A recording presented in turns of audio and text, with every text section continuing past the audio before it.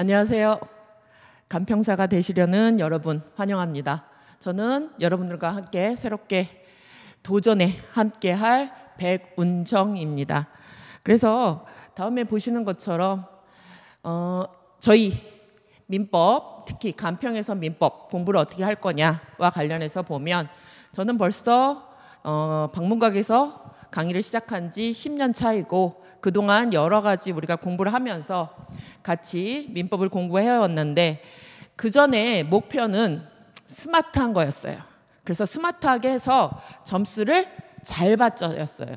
근데 올해 목표는 스마트하면서도 심플하게 해서 여러분들의 시간을 더 줄여드려서 노하도 너무 열심히 공부하지 않으면서도 여러분들이 원하는 점수를 받을 수 있도록 10년 차가 된 저는 그래서 강의에 리뉴얼을 하려고 합니다. 그래서 기존에 강의를 들으셨던 부분들하고는 조금은 커리가 좀 바뀌었을 수도 있습니다. 그래서 올해는 예년보다는 조금 더 기본이나 이런 강의에서는 가볍게 시작하셔서 여러분들이 친근하게 접근할 수 있는 강의가 되도록 노력하겠습니다.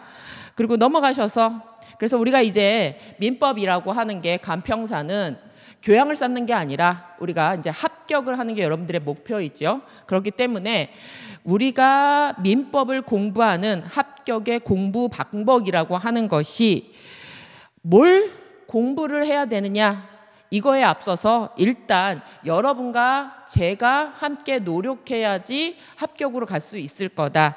그러기 위해서는 합격의 키워드는 크게 말하면 일단 저나 여러분이 어떻게 돼요? 목표를 가지고 내가 합격할 수 있다는 생각을 가지고 나가셔야 되는 거고 그런데 그러기 위해서는요. 여러분들도 불안감이 없어야 되고 그리고 그 불안감이 없는 과정 속에서 일정한 시간을 투자하셔서 원하는 공부량을 채우셔야지 합격하실 수 있을 건데 그러기 위해서는 내가 뭘 모르고 얼마 정도 공부를 하는지를 분석하셔야 되고 그 과정에서 효율적인 방법론은 제가 제시해야 되는 거죠. 그래서 여러분들이 하셔야 될 일은 우리가 이제 과정을 잘 따라오시면서 기본적인 시간 관리 잘 하시고 그리고 이루어져서 일정한 저희가 안내하는 거에 따라서 일정한 양을 공부하신다면 효율적인 방법을 가지고 공부하기 때문에 우리가 합격으로 가는 길이 만들어질 거다 하는 거죠.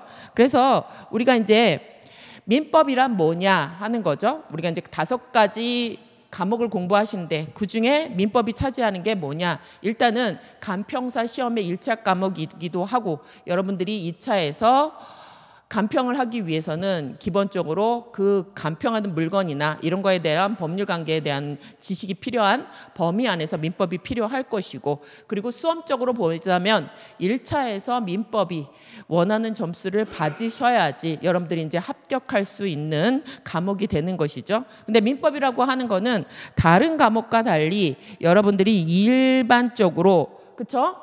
사인 간의 민법이라고 하는 건 사인 간의 법률 관계를 말하는 거기 때문에 우리는요 민법을 배우기 전에도 사인 다른 사람들과 계약도 체결하고 이런 것들을 여러분들이 가정을 해오시는 것들이 계속 이루어지고 있었어요.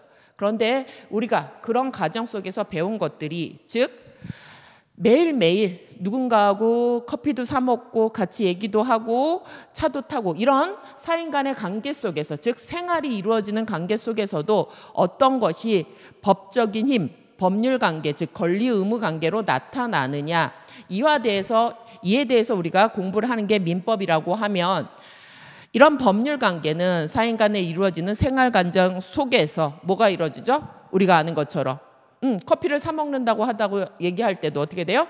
사인 간에 내가 누군가에게 어떤 일을 요청하거나 할 수 있는 것은 법률행위, 법적 효과를 얻기 위해서 뭐라죠? 계약을 체결하는 관계가 들어가 있는 거죠. 그래서 이제 법률행위와 또는요 법률의 규정에 의해서 만들어지는데 민법 총칙, 우리의 범위 안에 들어가는 건 민법 총칙이나 물건이고 그래서 특히 저희는 간평사는 물건에 관련된 간평에 대한 문제를 다룰 거기 때문에 민법 전반적인 걸 다루는 건 아니고 민총과 민법 총칙과 물권에 대해서 공부하게 될 거다 하는 거죠. 그래서 특히 민법 총칙이라고 하는 거는 민법이라고 하는 건 사인 간의 법률 관계를 배우는 것인데, 그때 법률 관계를 형성하는 방법은 계약이나 법률 행위를 하는 경우와 법률 규정으로 만들어지는 경우인데, 민법 총칙은요, 앞으로 만들어지게 될 채권, 물권 이런 권리들에 공통되는 법률 효력을 만들어주는, 즉 권리 의무를 만들어주는 법률 행위를 어떤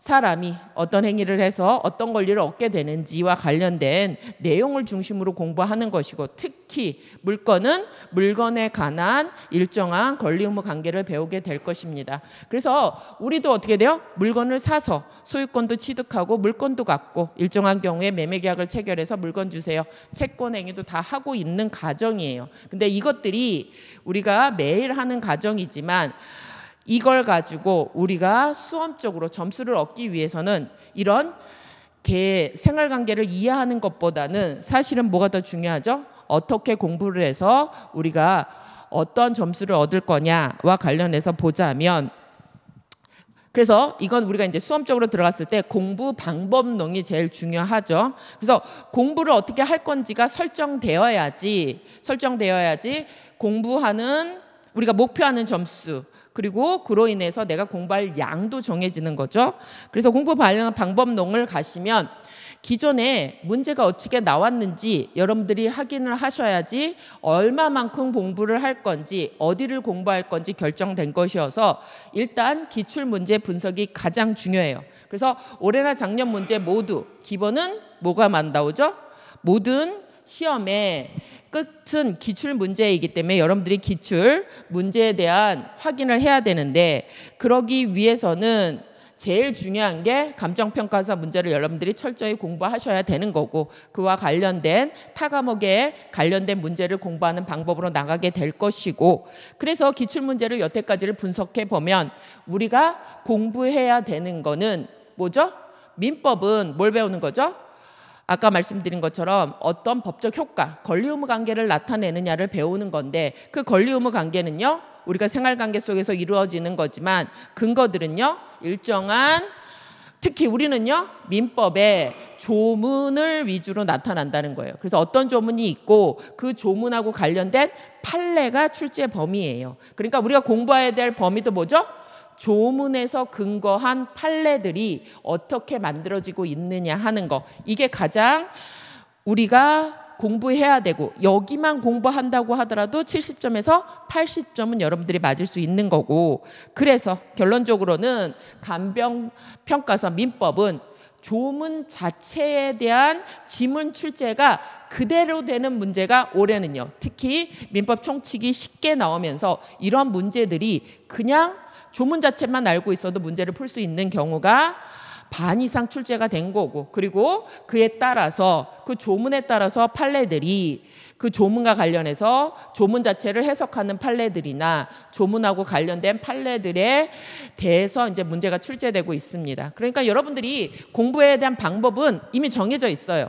특히 우리는 대륙법계 체계이기 때문에 법학이라고 하는 것은 조문을 공부하시고 그에 따른 해석을 공부하는 건데, 그 해석은요, 우리가 하는 게 아니라 판례가 할 거예요. 그러니까 그런 판례를 우리가 배우면 되는 건데, 그래서 이런 공부를 하기 위해서 최적화된 방법이 효과적으로 공부를 해야 되는 거잖아요. 근데 우리가 한 그림에도 불구하고 조문을 봐서 조문의 내용을 이해하지 못하기 때문에 첫째 단계로 해야 되는 게, 우리가 일상 용어들이 사용되고 있는 경우라고 하더라도 그 개념이 법적으로 어떻게 쓰이는지, 그 쓰인 개념이 조문에 관련해서 어떻게 나오고 판례가 어떻게 연결되는지와 관련된 기본 틀을 짜는 게 우리가 첫 단계인 기본 이론 단계이고, 이를 근거로 해서 우리는 뭐가 중요하다고요?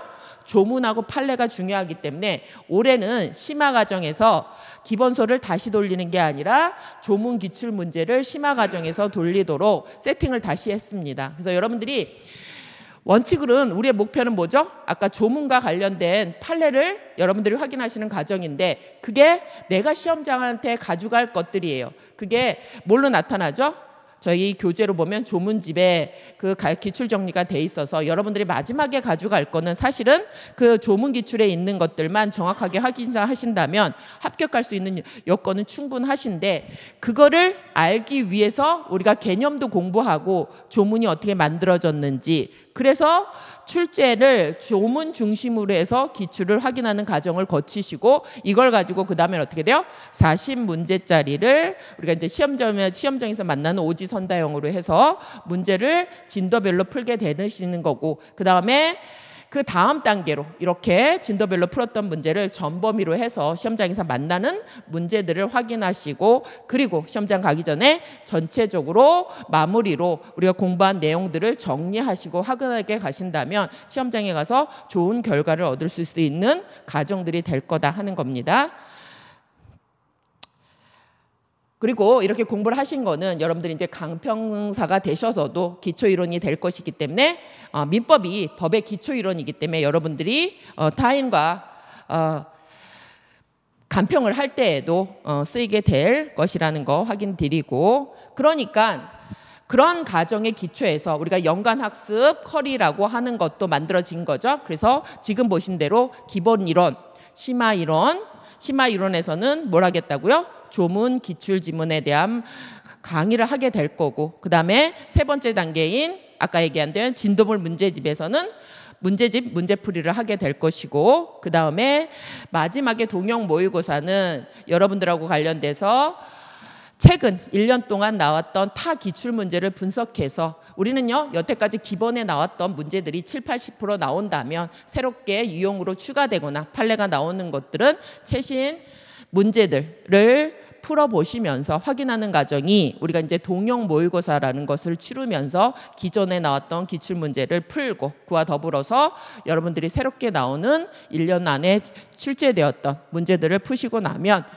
70에서 80점 플러스 10점 정도는 거기서 이제 더 맞히시게 되면, 여러분들이 충실하게 따라오신다고 하면은 기본 이론과 다 따라오신다면 마지막 과로 우리가 이제 시험장에 들어가셨을 때 좋은 점수를 얻게 될 거다 하는 가정이죠. 그래서 마지막으로 보시면, 마지막에서 거기 보시는 것처럼 교재가 지금 쓰이는 게 크게 보면 기본 단계에서 기본 이론서가 들어갈 거예요. 근데 기본 이론서는 두꺼워요. 근데 우리가 저 범위 안에서 모든 게 출제된다는 의미는 아니고, 여러분들이 뭐 변시나 변리사, 옛날에 변호사 시험 보는 것처럼 여러분들이 알아서 조문이나 판례를 찾아볼 것은 아니기 때문에, 기본서는 뭐죠? 여기에서 나중에 모르는 게 있거나 이러면 기본서는 기본 내용을 알 수 있는 자료로 쓰일 거기 때문에, 그 두께가 있다고 하더라도 그거 전체를 보셔야 될 건 아니고, 이미 출간될 때 올해는요 줄을 이미 다 거놨어요. 올해는 예전에는 제가 수업 시간에 줄을 다 거드렸는데, 일단은 기본 줄은 다 거놓고 그어 놓았어요. 그러니까 여러분들이 공부를 하실 때 모든 걸 읽어볼 게 아니라 그 중에서 줄 그은 거 위주로 읽어보시면서 확인할 거고, 그리고 우리가 항상 같이 보는 것으로 여기 필수 암기장이라는 걸 여러분들이 같이 보실 거예요. 그런데 우리가 가정마다 그 중요성이 달라지긴 하겠지만, 필수 암기장은요 나중에 이게 70페이지 정도 되는데, 여러분들이 요 70페이지 정도의 정리된 자료를 이해할 수 있다면 시험장에 갈 때 지금 우리가 얘기한다는 조문 기출, 조문하고 기출 지문이 연결되어서 이 안에 판례들도 들어가 있어요.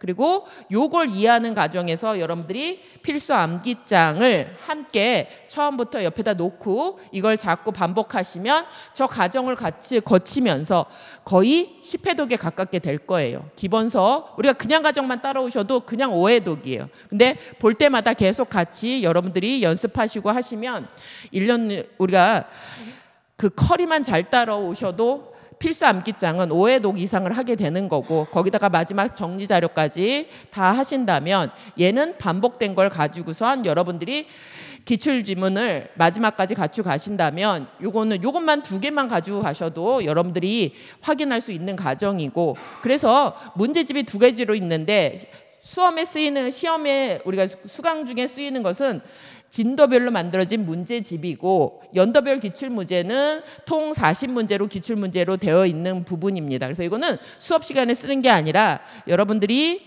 개인적으로 40문제 통문제로 풀어보시기 위해서는 이 문제를 우리가 풀어보는 것이고, 수업 시간에는 진도별 문제집이라서 이 문제집이 나올 거예요. 근데 기존의 문제집은 여러분들이 그냥 순서로 되어 있었는데, 올해 문제집은 대폭 정리해서 기본 문제랑 그 난이도 있는 문제들을 나눠서 다시 배열해 드릴 거고, 문제도 많이 줄일 것이라고 될 거니까 그 여태까지 했던 우리가 이제 연도별 기출문제가 12년부터 있어서 문제 양으로 따지면 얘가 더 많을 수도 있어요. 근데 진도별 기출문제에서는 간평의 문제뿐만 아니라 다른 여타 공인중개사나 주택관리사 이런 세무사 관련된 문제들이 포함되어 있어서 여러분들이 기초적인 문제들이나 난이도 있는 문제들이 더 포함될 수 있는 과정에 들어가 있다 하는 거죠. 그래서 강의를 수강하실 때는 기본적으로 기본서랑 필수 암기장, 특히 기본서, 기본 이론 때는 요거 2개가 필요하신 거고, 심화 과정이 넘어가시면 조문 기출과 필수 암기장, 그리고 문제풀이 과정에서는 민법 문제집, 객관식 문제집이라는 것과 필수 암기장 이렇게 가시는 거고, 그 다음에 모의고사 과정에서는 우리가 동형 모의고사 마무리 과정에서는 여러분들이 저 여러 가지 자료들이 많았을 거잖아요. 그걸 가지고 모의고사 보시면서 틀린 지문이나 이런 것들을 체크하실 때 조문 기출이나 필수 암급장을 가지고 틀린 부분이나 체크를 하시는 거고, 얘는요 마지막 과정에서 내가 시험장 들어가기 전에 내 점수를 객관하기 위한 방법으로 기존에 나왔던 40문제를 가지고 여러분들이 연습하시는 방법을 필요한 부분들은 이때 연도별 기출 문제를 통해서 여러분들이 확인하시는 과정을 갖는 것들이 필요해요. 그래서 동형 모의고사는 기존의 기출문제뿐만 아니라 새로운 유형의 기출문제들도 여러분들이 확인해야 되는 거기 때문에 요 과정들은 여러분들이 개인의 선택에 따라서 푸셔도 되고 안 푸셔도 되고, 예를 들어서 동형 모의고사를 나는 안 보겠다 하는 분들은 연도별 기출문제를 개인적으로 푸셔도 되는 거기 때문에 요거는 선택사항입니다. 그래서 지금 보신 대로 우리는 이런 과정을 거치면 여러분들한테 원하는 성적은 얻으실 수 있을 거고, 그래서 어쨌든 10년의 강의에 이어서 여러분의 합격생들과 수험생들이 선택하셨고 좋은 결과를 얻으셨던 강의입니다. 그래서 믿고 따라오셔도 됩니다. 그래서 어쨌든 올해의 목표는 스마트하게 공부하고, 거기에다 더불어서 제가 이제 새로 목표를 하나 더 놨죠. 예전에는 우리 이제 열심히 하려고 공부를 했었어요. 그래서 많은 시간을 공부하려고 노력했는데 점수도 중요하지만 여러분들의 시간 관리도 중요한 부분이기 때문에 더 컴팩트한 강의가 되도록 하겠습니다. 네, 여러분 환영합니다.